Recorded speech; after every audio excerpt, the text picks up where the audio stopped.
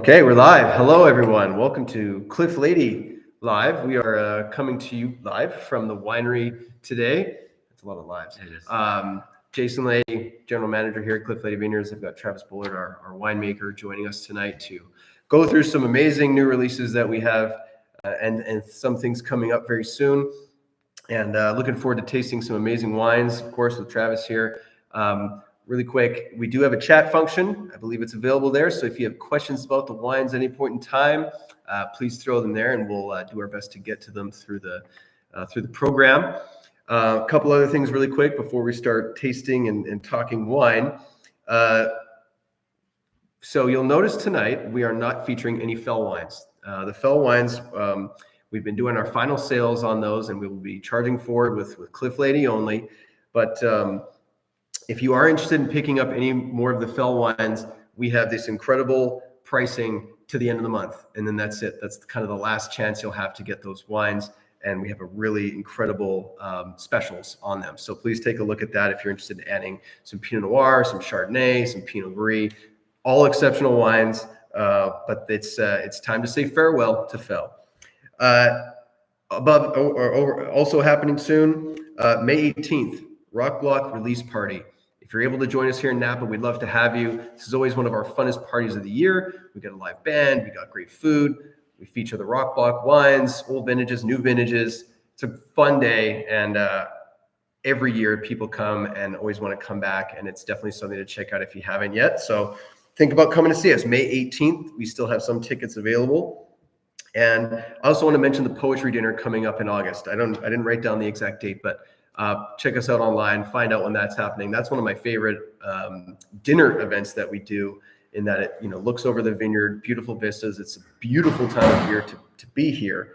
And of course, enjoying the new vintage of poetry, the Marla Blanc, all of our incredible, top wines are usually featured at that meal. So, okay, covered that. Let's start talking wine. Let's get to the real fun stuff. Absolutely. We've got some beautiful wines here tonight. We've got 4 wines we're going to cover.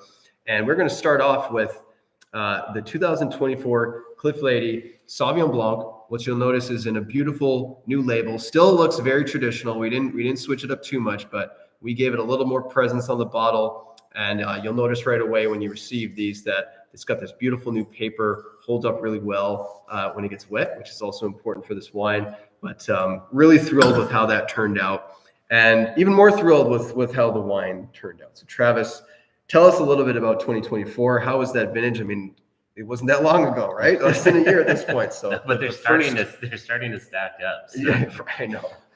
24. We're getting old. That's what happens.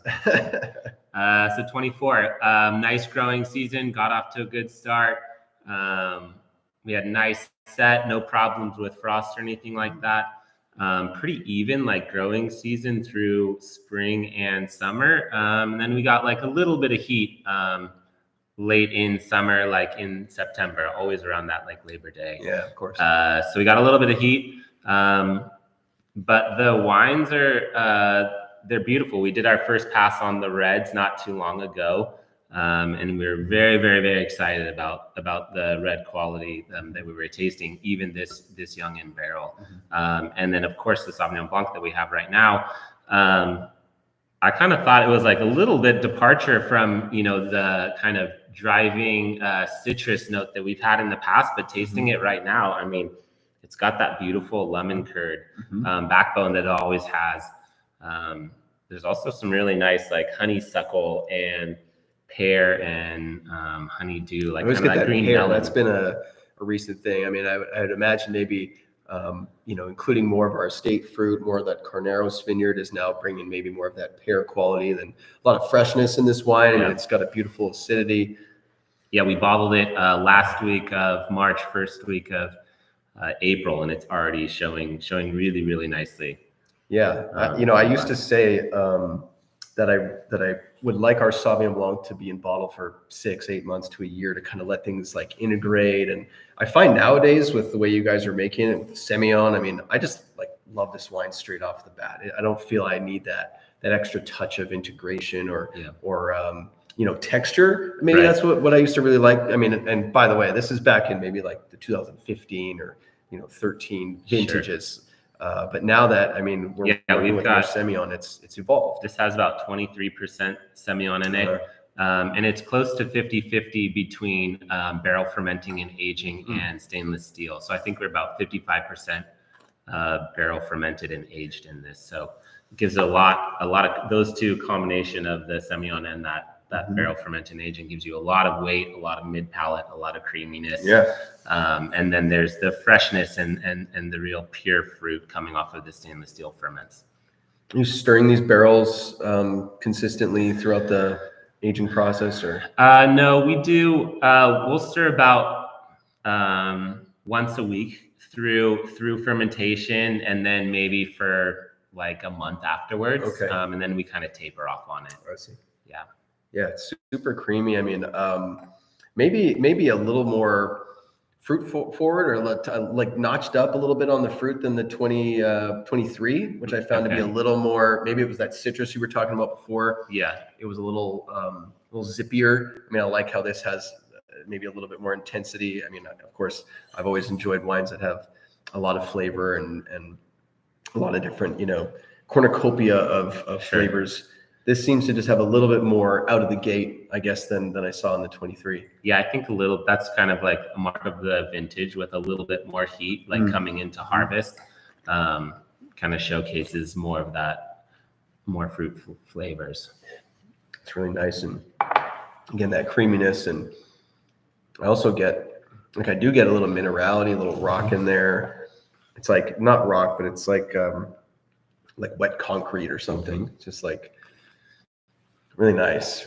And we should also note that this is one of the first vintages that is highly skewing estate grown. We're in 70+% range, I think, with this year. So for those that have tuned in for multiple episodes over the years, we've talked about some of the new acquisitions we've had in our Carneros vineyard and how it's played into our wines. And that is now becoming a more mature site. I mean, it's coming on its fifth year, I guess.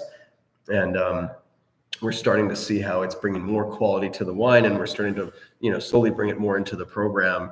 And you mentioned with the reds, I mean, tasting through the 24 reds, the Merlot and the Cabernet Franc from down south. I mean, like really, really impressed with what such a young vineyard is giving us. Yeah, it's exciting to have that vineyard farmed in-house now a little bit this year, and some of the flavors that are coming off of that site. I think as that vineyard continues to mature and evolve, it's only going to get better and better.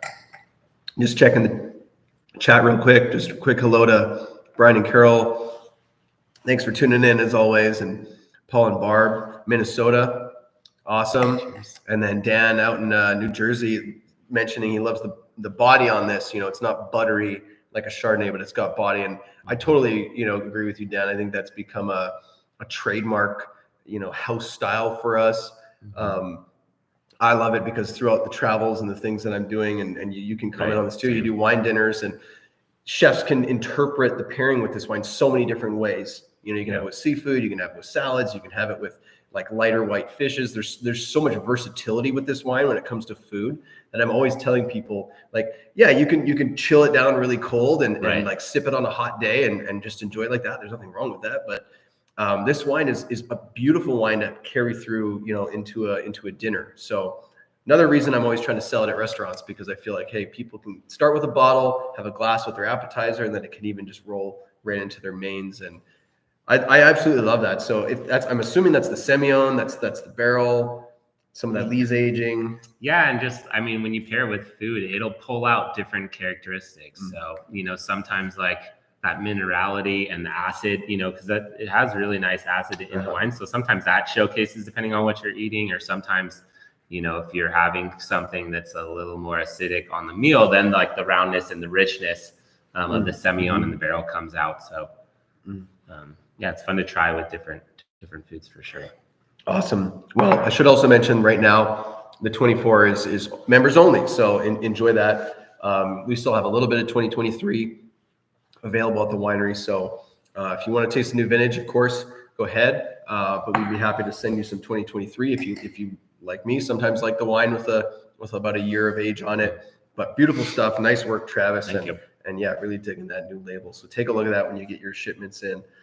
But yeah, time for red wine. We got 3 reds, Cabernet based, I guess. Where are we going To first? taste through. I thought we'd start old and go young. Okay. Yeah, that's how I'm gonna do it. Because Okay. then we can talk Rock Block, and then we can finish with a little Tokalon. So you'll notice that this is a big bottle, and there's just the 2 of us. Looks real big on the Came out to screen. celebrate tonight, but no, we only have magnums left available of this, which is the 2012 Beautiful Generation, which is our 10-year re-release of the Rock Block series.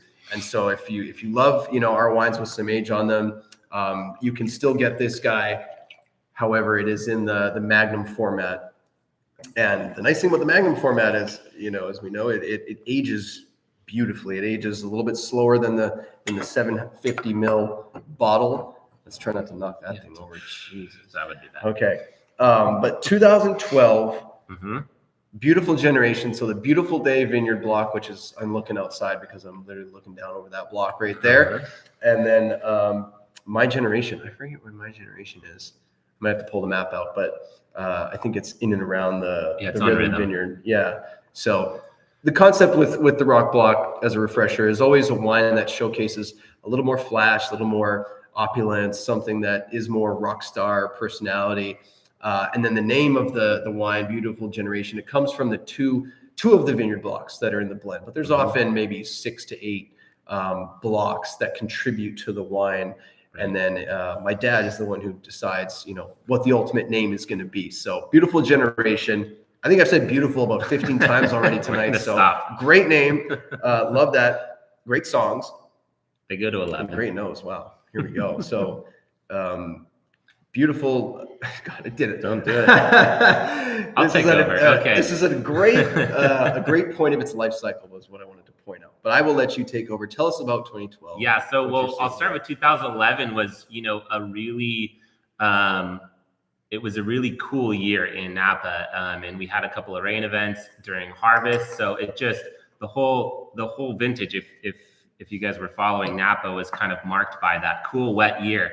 And then we come in, we get a lot of rain over winter. So 2012, we had plenty of water, we got really nice growth, no frost. And that really set up this amazing growing season. And it felt even better coming off of 2011. And so when we come into harvest, we just have this perfect temperature to fully ripen everything, all the fruit. We had a really long extended harvest season, and we were able to basically pick all this fruit whenever we wanted to. And full maturity, very mature tannins, mature fruit profile. I think when you taste these 2012s even now, you get this incredible structure that the wine's built around. It's a very powerful vintage. Philosophically, we were pushing the envelope more on these wines back in 2012, and coupled with such a naturally powerful vintage, these are some pretty incredible wines. Well, this is 90% Cabernet too, so it's very, very Cabernet based. And I want to point out for everybody that the Rock Block series traditionally had been high percentage Cabernet, and in recent years we've made the decision to let the winemaking team really guide beyond that. So some years it might be 80-90% Cabernet, some years it might be 60, and really it's just about locking in that wine that has that rock star personality. To me, this is a rock star, but I'm trying to think of who would it be, because it's super powerful and muscular. It could be like Metallica, or it could be like Slash or Slash. something. I was thinking Slash. This might could be like a Slash wine, because it's just very it's very quintessential Stag's Leap District. I mean, it does have that cocoa powder quality, and the tannins are prevalent, the structure's there, but it still has a nice elegance and softness to it. I would say that, this is a great bottle of wine if you want to open something with some age, or if you want to have something in the cellar that maybe you open 3 to 5 years down the road. This is by no means on the downside. Right. Of its, well, and its everything's in Magnum left. So it's going to be fresh and it's going to be able to hold on, Mm-hmm. for 5 or 10 more years, no problem in the cellar. Yeah, that fruit profile I think will still evolve from this point.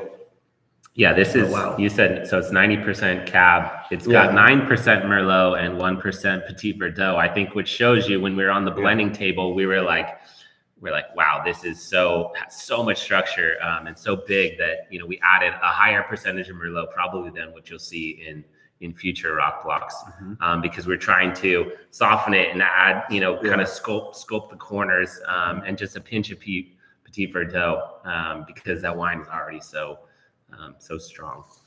Yeah, super powerful. Really nice nose. It's that chocolate covered cherry. It's just like hedonistic. It was a beautiful year for Cabernet Sauvignon in 2012. So. That's great. Well, we can keep moving on. Nice work on that 12. And I know you were here to work on that. What was your position in 12? What were you doing back then? Enologist at that point? I was the enologist in the 2012 vintage. Yeah. And then, assistant winemaker by the time we blended at the blending table. So that was Christopher's. I'm sure we've said it we didn't point that out a million times, but 2012 was Christopher Tynan, director of winemaking at Cliff Lede. That was his first vintage. So, and that was the first vintage we worked together, and we've been together ever since. So, there we go. So it's a little special going back to those 2012s. It is special, and it's amazing to think. This is a 13 years since vintage, right? Like it's pretty remarkable. We look young, but it's starting to make us. What you guys did back then, you made some great wines, and they're living on. And well, let's taste something a little younger, substantially younger. We're going to go to the 2022 Wild Fantasy now. Wild Fantasy. This is, let's see, Born to be Wild and Dear Mr. Fantasy. So I think that's that's down here on Rhythm, and that's up on Poetry. So Wild Fantasy, good name pick, Dad. That's a fun one.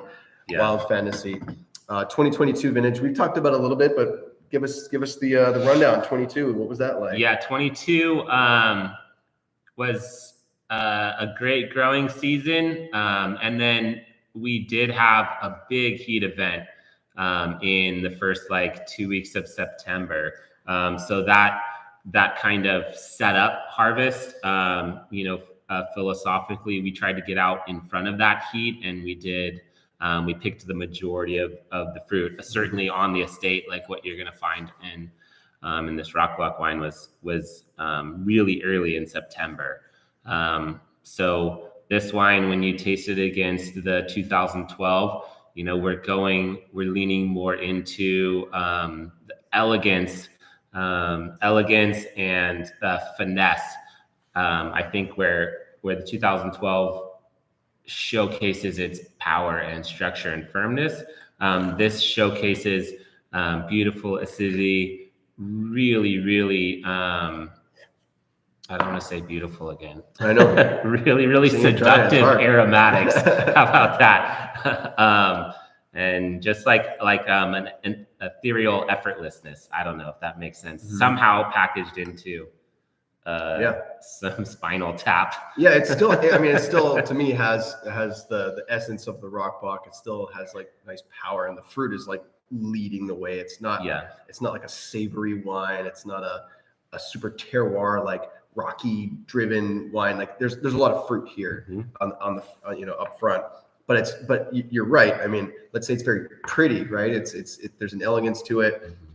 If it's not a slash, I don't know, maybe it's a Stevie Nicks or something, or okay. It's something a little more flowy, but still powerful in a sense. Right in the glass. The first thing you notice is there's way more kind of bluey purple notes, and Malbec, a lot of exactly. Yeah. There's about 22% Malbec. So that brings besides that really pretty color, a really nice juicy acidic mid palate.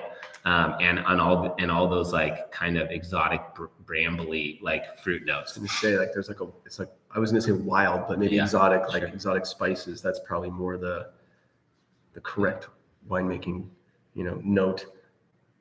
Yeah, and this blend, we have about, I think it's 13% Petit Verdot. So that's bringing a little more of the structure and firmness where that's kind of goes into some of the winemaking techniques and philosophy, where 2012, like all those cabs were already so powerful. They didn't need, we would have overwhelmed had we had put a bunch of Petit Verdot, whereas, adding a lot of Malbec and having a lower amount of Cabernet Sauvignon, and then this year that's already showcasing more fruit and acidity, like it can handle that PV structure to give it some backbone.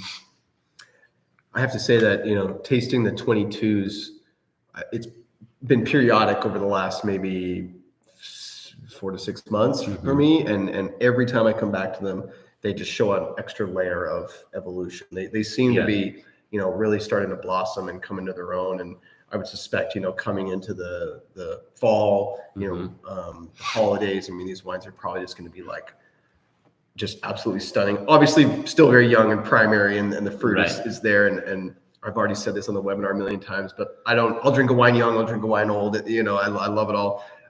But I appreciate these wines for the youthful fruit character they have, but the polish and finesse they have on the palate. Like they're textured, and there's nice supple tannins, but there's not you got to put this away and let everything integrate for 10 years like this. These were really well composed. Yeah, you guys did a nice. It's a hallmark of the vintage. I mean, there's some vintages, like you said, coming out of the gate, they're great to buy, but you need to lay them down and appreciate them later after they've aged, where the 22 vintage is really accessible in its youth, and it's showing really nicely out of the gate. It's still going to be able to age, but as well. But if you like buying wines and drinking them immediately, the 22 vintage can reward you for that for sure. Well, I mean, and go ahead and maybe comment on that further. You don't always necessarily need tannin and like that big grippy structure to age a wine, right? Because sometimes that just never really settles out. But the acidity will age it. That'll keep it going. So that's like, in a lot of French wines you see like not as much big powerful ripe tannins like what we can get, but they'll last on acidity, like pushing those wines into aging. So it'll be really interesting, as despite my encouraging you all to enjoy the 22s now and drink them all up and buy more, of course. But we'll have some. You lay it down. I want to see how these are going to age. Lay it down and you can watch these. I wouldn't be afraid to open. Whatever. If you get 6 bottles of something, I wouldn't be afraid to open 1, 2, 3 in the first couple of years, and then let the other ones go last. Yeah, cool. Because they are evolving quickly. Through those first couple of years, you are going to notice a lot of character come out of these wines, and then they might slow down at some point, right? For sure. We did have a question about, how often do we have a new vintage of Rock Block? So it is kind of a funny concept, but we make the Rock Block wine every single year. The only year we didn't make it was 2020 because of the fires, but every year we make the Rock Block wine. And what changes every year is the composition and maybe the vineyards that we highlight, but it's all about locking in that personality of rock star power and opulence, and in this case just the exotic qualities, the wildness. So that name on the bottle will change because we highlight the blocks that were in the blend, and so that's what does change. But we do make this wine every single year. Truly a wine that we really sell here at the tasting room and through our membership. The only place to really find it. The label is a Marshall amp stack, if you didn't recognize it, but this is all about rock and roll. The back tagline says these go to 11. So there's our Spinal Tap reference. I don't have the capsule, but it's a dial that goes to 11. So, this is a wine that just kind of brings out our rock, our love for rock, and a fun wine that people love hearing the story about, and fun to drink. And our creative side when we make it, I mean, we really try and have fun making this wine on the blending table. That's not, we don't really ever go into, we don't ever go into the blending sessions thinking that this wine's going to either come from a specific block or showcase a specific thing. I mean, we really do kind of taste through the wines, and just let whatever jumps out. You know, there's always like one wine or one block from the vineyard, that vintage kind of jumps out and is like, you taste it and it's instantly like, okay, this is rock block, and it's going to be kind of a backbone component of the blend that year. So so always fun for us to go through and make. Cool. Let's see. So Dan, he's clarifying here. I meant, for example, there would be a 2027. Oh, like would we use the same vineyard blocks? Got it. So I guess, I mean, correct me if I'm wrong, but I think that there are years where, you know, we've had certain blocks in the wine year after year, but Right. I don't think they've ever been the same blend. No, we've used the same song, but not the same like two songs. So, you know, we've had like Cinnamon Rhapsody and we've had another Rhapsody too, but so like not the same combination. Yeah. In terms of comparing, you know, the age of the wines, I would say, you know, if we were to compare the 2012 to the 2007 or 8 or 9, I would say that even though the blocks might be a little different, you could draw a comparison between those wines, because there was sort of a similar philosophy around the winemaking and the style and like what that wine meant. Now, since 2019, I want to say, that's when we kind of went towards like, let's see what, you know, if it's not 90% Cabernet, like if it is something a little lower, you know, you might have had a shift in the expression of the wine. And so directly comparing one of those with an older wine, that might be a tougher, especially the one, what was the 2019 we did that was like, it was almost mostly Malbec or something. We did Summertime Dreamer and Roundabout Midnight. That's right. And Summertime Dreamer was like, wasn't it like 60% Malbec? It was super fun and limited edition. But moving forward, I mean, this wine, again, is about bringing out a personality of the vineyard. And so I think there might be years where, you know, others resonate more than others, but the same could be said for any wine that is produced based on, you know, how the vintage goes. So always hard to do direct comparisons. And I know that was a long way of answering that question, but think of it this way. This wine we're always looking to lock in a personality when it comes to this wine. Yeah. So doing a vertical of these, people, you know, we sell verticals, 6-bottle verticals of these wines. And when you pop them all, there is always something similar, even though the vineyard blocks might change. There's always a similar personality to the wines. Yeah, that's fair. Cool. Great question. All right. One more wine to go, and it's a special one. This is not currently available. Oh, gosh, it is upcoming release. Platinum members are getting their notifications now, and it will be, if there's any left, it'll be released to the general consumer database soon. This is the 2022 To Kalon Cabernet Sauvignon. So you'll notice, if you haven't seen any of the new labels from Songbook, this is also falling in line with a new sort of perspective, a way forward for our Platinum Series wines. We decided to put the Cliff Lede logo front and center and highlight the vineyard down on the lower strip label. So I hope you're enjoying those. We're really proud of how this all turned out. Textures, things, you really got to hold this in your hand to really feel the quality in the label change that we made. But again, we're here to talk about wine, not necessarily about all that stuff. To Kalon, tell us about To Kalon. I mean, this is an iconic vineyard, right? So this will be our 10th year working in the To Kalon vineyard. Yeah, right. 2012 was the first To Kalon that we produced. Excuse me. So To Kalon Vineyard, it's kind of in this Goldilocks spot of the Napa Valley. So it's on the west side of Highway 29 in Oakville, and it kind of runs from Highway 29 all the way west, like not all the way up to the foothills, but very close. And so it just has these really, I don't want to say beautiful, it has these really complex soils. So there's like 5 different parent material rock that has broken down from those hillsides and kind of set the foundation of the floor where To Kalon's planted. And so it gives the vine character, the fruit flavors, really unique and site specific. So whenever we make these wines year after year. And I'm sure if you guys have had To Kalon from different producers, like it always gives you a certain character that is unique to that vineyard, which is why we love it, because it brings you back to a specific place. So we've really enjoyed making this since 2012. We're in the same vine rows and same blocks. So maybe for you, Dan, you can go back every year to 2012. We're getting the same 3 blocks. We get 3 different clones. It's clone 4, clone 7, clone 337, and we're in 3 blocks. So we're in block A, which is right next to the road, and then we're in ADF. So 2 of the further blocks closer to the hillside.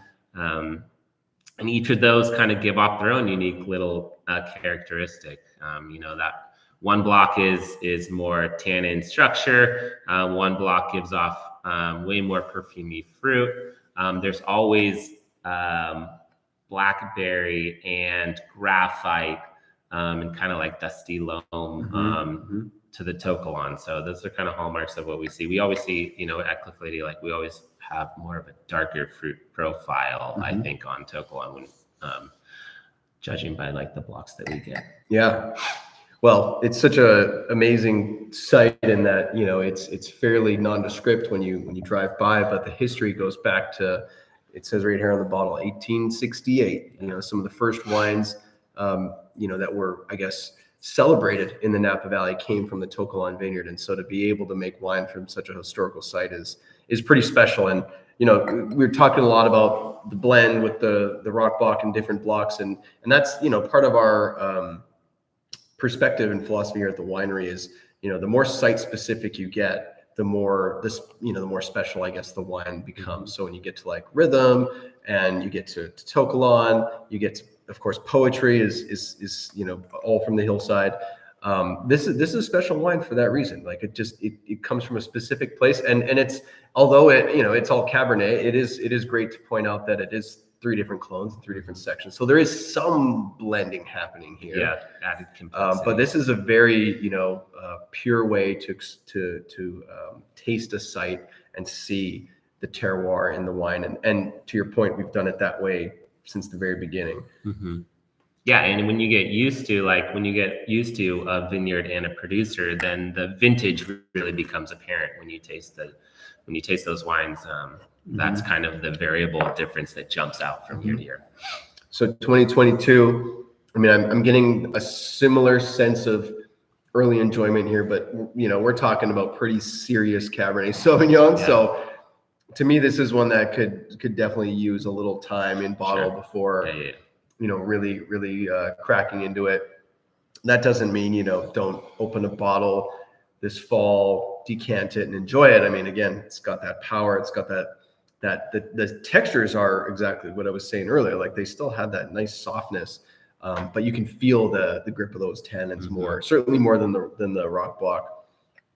This has a little more like nervy energy in it wound around the core. Yeah. Really nice. I think this was a smaller vintage for us. I don't think we produced as much as we normally would have in a year, right, for 2022. Yeah, right. I'm not going to spit that one. That was really good. So that's our final wine for tonight.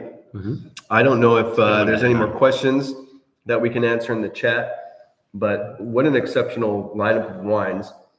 I'm really excited about more of the 2022s coming out with To Kalon, and then I think poetry is really kind of the last one coming this fall. So did we do Songbook already? Yeah, we did Songbook last month. So we'll look forward to hosting a live webinar when poetry is ready to rock. We also have a new label on poetry, which we get to announce soon. And I'm very, very excited about that and how that turned out. But don't forget to pick up some of the Fell wines if you need some really easygoing summer sipping wines. That Pinot Gris is fantastic, very, very high acid and refreshing. That sale only goes to less than a week. So take a look at that. Rock Block Party coming up May 18th. We'd love to see you out here, or just come out and pay us a visit. We'd love to see you in Napa. We'd love to see you at the winery. We've got all these great experiences that we're hosting, morning walks in the vineyard, AVA specific tastings, all kinds of things. Carol's got a question about and then the cruise. poetry dinner. So Carol, question, updates on the cruise, post-cruise excursion. We are working on a post-cruise excursion to the Mastoish Winery, which is our partnership winery in the Priorat. So I don't know if they have we don't have the sign up available as far as I know, but that has been confirmed with the winery. And so we are working on getting that all pieced together. And for those of you who aren't sure of what Carol and I are talking about, in the summer of 2026, we will be hosting a Cliff Lede Vineyards cruise around the Mediterranean, which ends in Barcelona, which is just outside of, or the Priorat region is nearby, where we have a partnership in a winery that we also intend to visit at the end of that cruise. So I'm very much looking forward to that.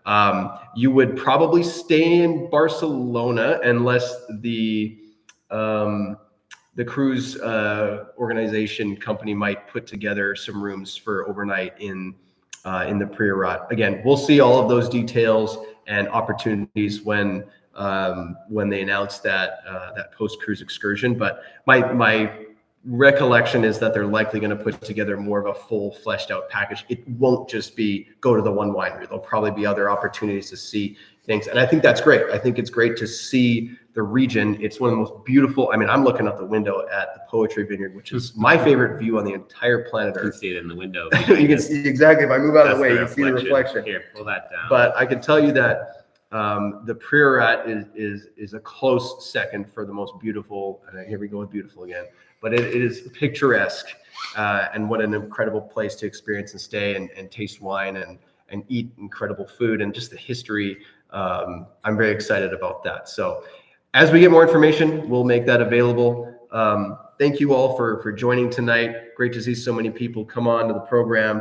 Come and see us at the winery. We're eager to help to host you here. And thank you, Travis, for making these great wines. And, hey, cheers to that, right? Cheers to 2022. All right.